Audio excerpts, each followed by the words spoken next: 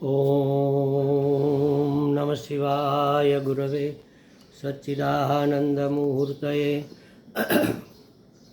निष्प्रपंचाय शांताय निरालंबाय तेजसे। हरिओम प्रभु जी। आज के इस अध्यात्म परिषद में आप सबका स्वागत है। आज का प्रश्न लखनऊ से साधना गुप्ता जी का है। उन्होंने कहा है कि श्रीमद् भागवत जी के तृतीय स्कंद के 5वें अध्याय के 29वें श्लोक का अर्थ समझ में नहीं आ रहा है, पकड़ में नहीं आ रही है बात। तो आपको बता दूं प्रभु जी, ये बातें पकड़ में आने वाली है भी नहीं। अगर इसको थोड़ा बहुत भी आपको समझना है तो आपके पास अद्वैत वेदांत का थोड़ा बहुत अभ्यास होना चाहिए। किसी सद्गुरु से आपने, किसी संत महात्मा से, किसी विद्वान से आपने अद्वैत वेदांत के जो मूलभूत सिद्धांत है उसको समझना पड़ेगा, सृष्टि प्रक्रिया को समझना पड़ेगा, तब ये बातें समझ में आएगी। अब इसके लिए तो बहुत समय लगेगा ना। तो आपके एक ऐसे आपने कह दिया कि ये समझ में नहीं आ रहा है, तो मैं इसको कैसे समझाऊँ? थोड़े समय में तो ये समझ में आने वाली बात है नहीं। फिर भी आपको निराश नहीं करेंगे। मैं ऊपर ऊपर की थोड़ी बातें सरलता से कह देता हूँ। अब आप ज़रा प्रयत्न करना उसको समझने का, और हो सके तो किसी अद्वैत वेदांती महात्मा से जुड़े रहो, उसको सुनो, उसके प्रवचन सुनो, उसकी बातें सुनो। ये जो शब्द इसमें इस्तेमाल हुए हैं ना, ये सब पारिभाषिक शब्द है अद्वैत वेदांत के। महत्तत्व, विकृति, अहंकार, कार्य कारण संघात, अधिभूत, अध्यात्म, अधिदैव, ये सब अद्वैत वेदांत के पारिभाषिक शब्द है। इसका सीधा सीधा अर्थ जैसा हम समझते हैं वैसा नहीं होता, उसके उपरांत भी इसका कुछ संकेत इसमें होता है। ये समझना पड़ता है, तभी ये बातें समझ में आएगी। फिर भी चलो इसकी चर्चा करते हैं। पहले मैं श्लोक बोलता हूँ, फिर उसका भाषांतर करेंगे। महत्तत्वादिविकुर्वाणात् अहम तत्वं व्यजायत कार्यकारणकर्त्रात्मा भूतेन्द्रिय मनोमयः। क्या कहा इसमें? सीधा सीधा अर्थ इसमें जो दिया गया है, भागवत जो गीता प्रेस गोरखपुर से भागवत प्रकाशित हुई है उसमें ये अर्थ दिया है कि महत्तत्व के विकृत होने पर। अब महत्तत्व क्या है? महत माने महान। महान तो हर एक तत्व महान ही है, लेकिन विशेषकर जब परमात्मा ने सृष्टि सर्जन का निश्चय किया, संकल्प किया, तब उसने अपने आप में जो परिवर्तन करके पहली अभिव्यक्ति उसकी हुई परमात्मा की, उस तत्व का नाम है महत्तत्व। तो महत्तत्व में विकृति हुई माने परिवर्तन हुआ। पहले परमात्मा ने खुद महत्तत्व का रूप लिया, फिर महत्तत्व ने अहंकार का रूप लिया, फिर अहंकार ने पंचमहाभूत का रूप लिया, फिर पंचमहाभूत ने आकाश वायु इत्यादि भूमि तक आते आते फिर सृष्टि हुई, अन्न की, अन्न से प्राणियों की सृष्टि हुई। इस प्रकार से सृष्टि प्रक्रिया वहाँ बताई जाती है। तो महत्तत्व के विकृत होने पर अहंकार की उत्पत्ति हुई। यहाँ अहंकार का मतलब है समष्टि अहंकार।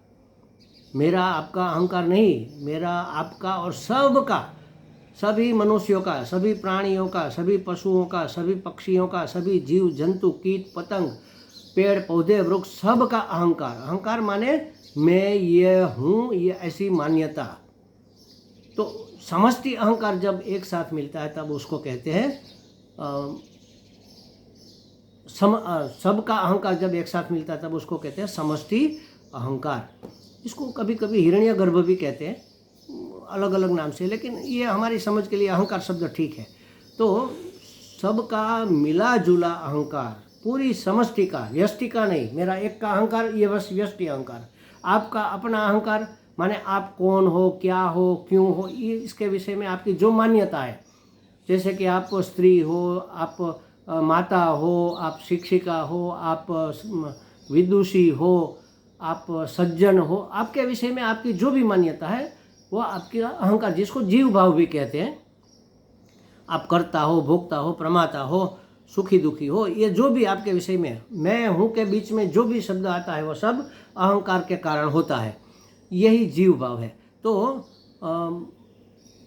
महत्त्व विकृत होने पर समष्टि अहंकार की उत्पत्ति हुई, और जो कार्य कारण और कर्ता रूप होने से, वो समष्टि अहंकार कैसा था?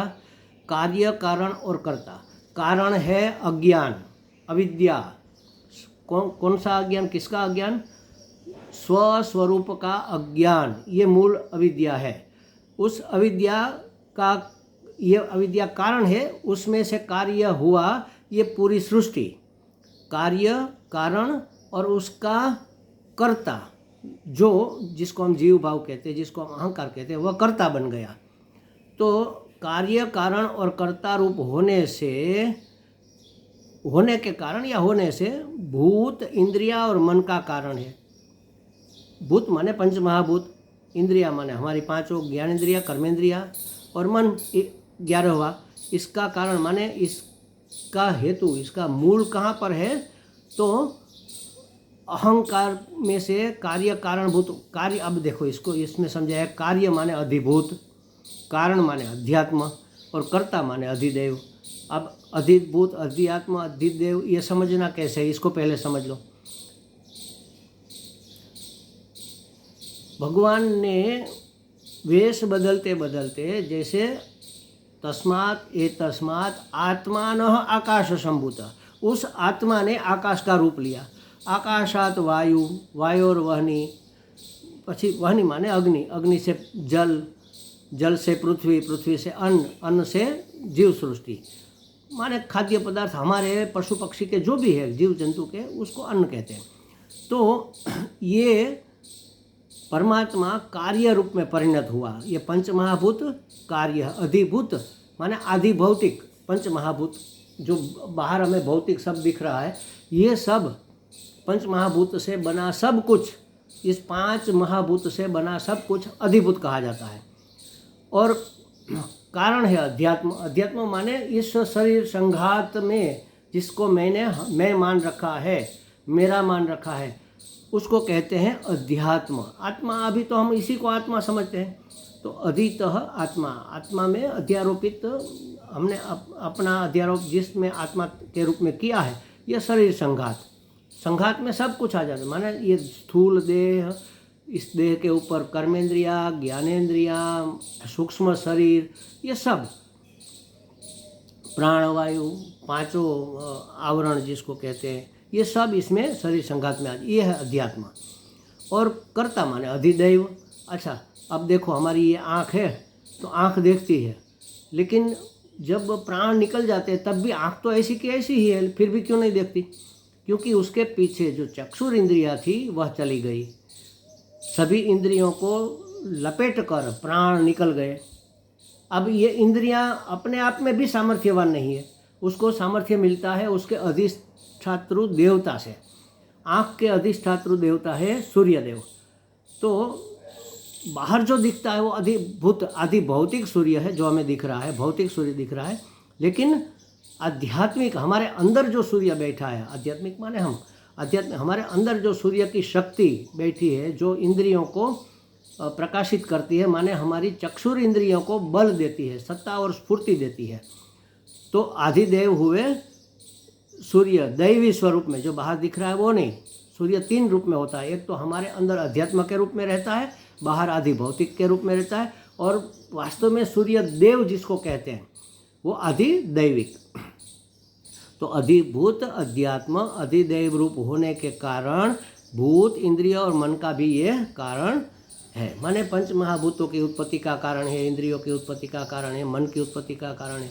उत्पत्ति का ही कारण नहीं है, उसको कार्यान्वित रखने में, सत्ता और स्फूर्ति देने में, इसका होनापन और इसका स्फुरित होना, कार्यान्वित होना, सत्ता स्फूर्ति प्रदान करने में भी ये अधिभूत, अधिदैव, अध्यात्म इत्यादि सब उसके पीछे रहे हुए कारण है। तो कुल मिलाकर अर्थ ये हुआ कि महत्त्व विकृत होने पर अहंकार की उत्पत्ति हुई, और अहंकार कौन सा अहंकार? जो कार्य कारण और कर्ता रूप होने के कारण, कर्ता रूप होने से भूत, इंद्रिय और मन का कारक भी है, मन का कारण भी है।